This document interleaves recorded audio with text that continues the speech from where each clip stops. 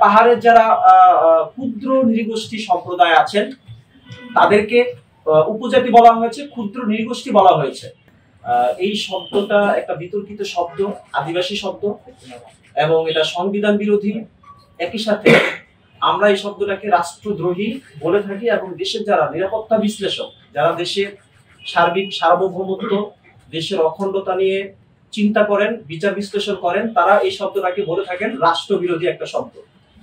তো সেই শব্দটা আমাদের 2025 শিক্ষাবর্ষের দাখিল নবম ও দশম অর্থাৎ মাদ্রাসার নবম দশম শ্রেণীর যে বাংলা ব্যাকরণ ও নীতি বই আছে তার কভার পেজের মধ্যে, কভার পেজের শেষের দিকে একটা গাছের ছবি দেয়া হয়েছে।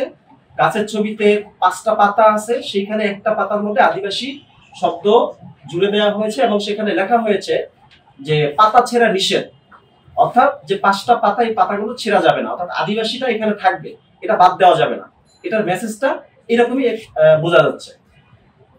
তো বিষয়টা হলো, এটা বাংলাদেশ সৃষ্টি হওয়ার পর থেকে 1971 সালের পর থেকে মানে একটা বিরল ঘটনা, এমন একটা অযাচিত একটা ঘটনা এনসিটিবি ঘটিয়েছে, যেটা আসলে বাংলাদেশের স্বাধীনতার পর থেকে আজ পর্যন্ত পাঠ্যপুস্তকে এই ধরনের শব্দ কেউ ঢুকাতে সাহস করেনি, কেউ ঢুকায়নি।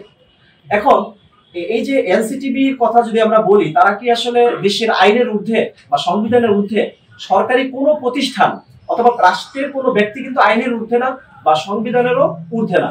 আমাদের সংবিধানে কিন্তু সংবিধানের 23-এর পথে পাহাড়ের যারা ক্ষুদ্র নৃগোষ্ঠী সম্প্রদায় আছেন তাদেরকে উপজাতি বলা হয়েছে, ক্ষুদ্র নৃগোষ্ঠী বলা হয়েছে। এবং অনেকেই সংবিধানের এই বাধ্যবাধকতা, 23-এর কয়ের যে বাধ্যবাধকতা আছে, এইটাকে উপেক্ষা করেছে এর আগেও। সেই কারণে সরকার একাধিকবার, সর্বশেষ 2022 সালেও একটা প্রজ্ঞাপন জারি করেছেন সরকার, এবং সেখানে বলেছিলেন, সেখানে সরকার নির্দেশনা ছিল কেউ যাতে এই বিতর্কিত শব্দ, আদিবাসী শব্দ ব্যবহার না করে, এই নির্দেশনা ছিল। একাধিকবার এটা বলার নির্দেশনা আছে সরকারিভাবে।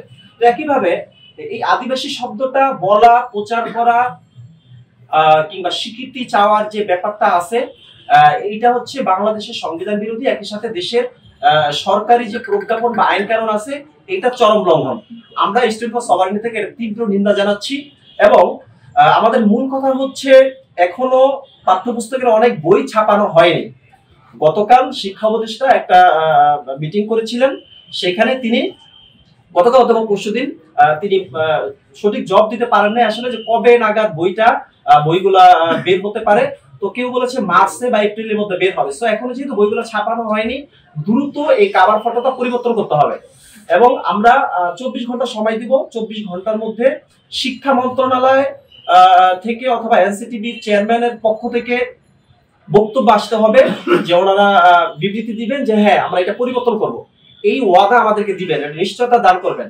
যদি না করেন 24 ঘন্টার মধ্যে, তাহলে আমরা একটা বৃহত্তর আন্দোলনে যাব। কারণ দেশের সাথে, দেশের সার্বভৌমত্বের স্বার্থে আমরা এই সব শব্দের কোনো আনাগোনা বা এই সব শব্দের অন্তর্ভুক্তি আমরা এটা মানতে পারি না। দেশের একজন সচেতন এবং দেশপ্রেমিক নাগরিক হিসেবে এটা কোনোভাবেই মানা সম্ভব না।